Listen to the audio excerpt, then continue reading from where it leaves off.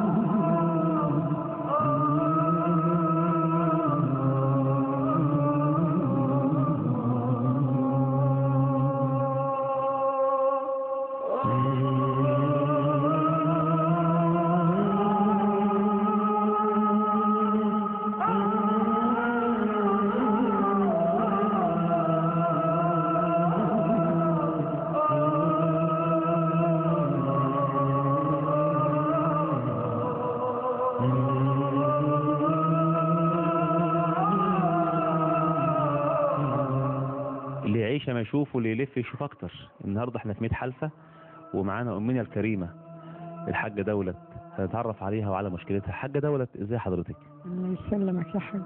قولي لي انت اصلا من الصعيد ولا من هنا؟ من الصعيد. شكلك كده بيقول صعيدية. طيب قولي لي انت في 100 حلفة من ساعة ما اتجوزتي، يعني بقالك مثلا 60 سنة في 100 حلفة؟ لا قليل عن 60، ما انا كنت متجوزه في البلد وجيت. بعد ما جوزي الناس جبت بنتي وجيت. يعني انت هنا بقالك 40 سنة ولا 30 سنة مثلا؟ عليها 40 سنه وشويه كمان. طب انت جوزك مات في البلد، ايه اللي خلاكي جبت بنتك وجيت على هنا؟ ما هعمل ايه؟ ناكل منين نشرب منين؟ هناك مفيش، هو هنا كان فيه وظيفة ولا في حاجة؟ ما فيش، البنت بتشتغل. بنتك كانت بتشتغل فانت جيتي معاها عشان تاكلوا وتشربوا هنا.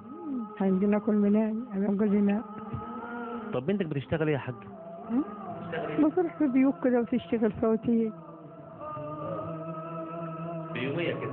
يومية. 10 جنيه وتجيبها فيك. يتقوتوبها العيال واحنا كلنا مع بعضينا.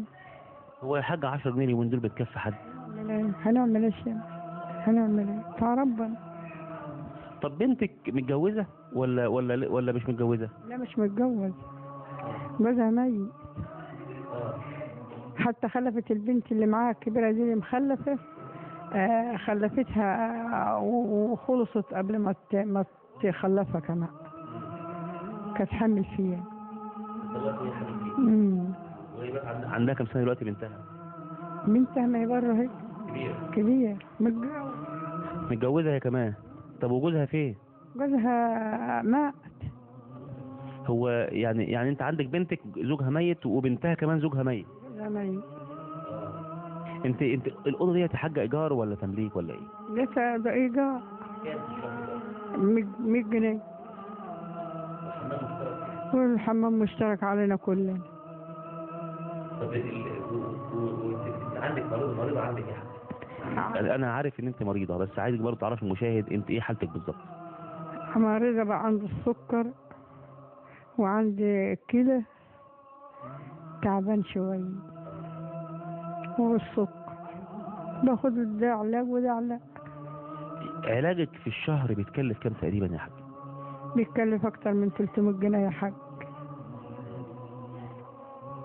وانت داخلك من بنتك بس؟ بنتك بتشتغل بتجيب لك 10 جنيه في اليوم، 20 جنيه في اليوم تاكلوا وتشربوا بيهم.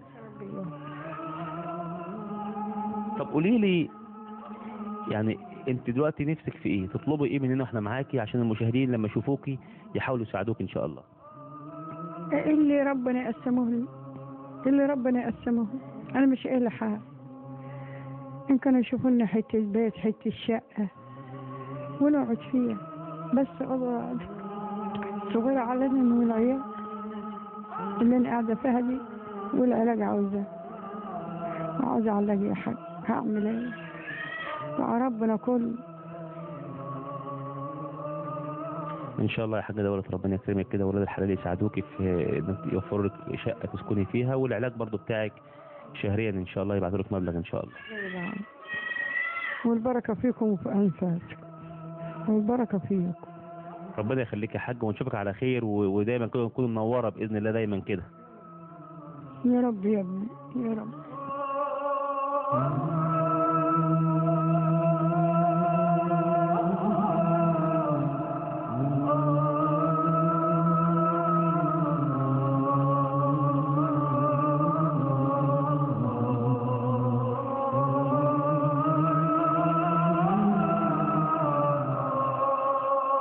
سهم الإيمان انطلق، زلزل قلوب الكافرين، والوعد لما صدق. ربنا يكرمك يا حاجة دولة ويوفقك يا رب. انتم ملاحظين طبعا هي يعني ست غلبانة جدا وفقيرة جدا.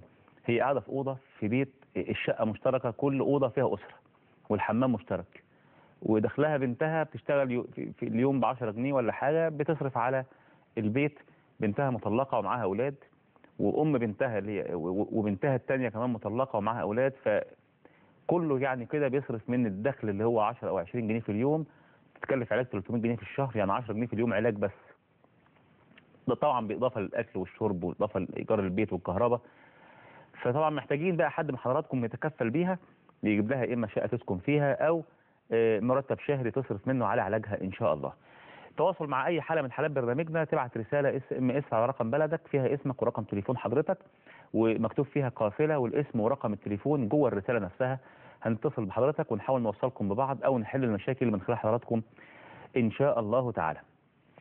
الناس اللي بتحب بقى تعمل صدقات جارية في المية، اللي بيعمل كولدير مية أو خلافه، أنا عندي ليه مشروع أحسن من الكولدير، إن احنا هنوصل خط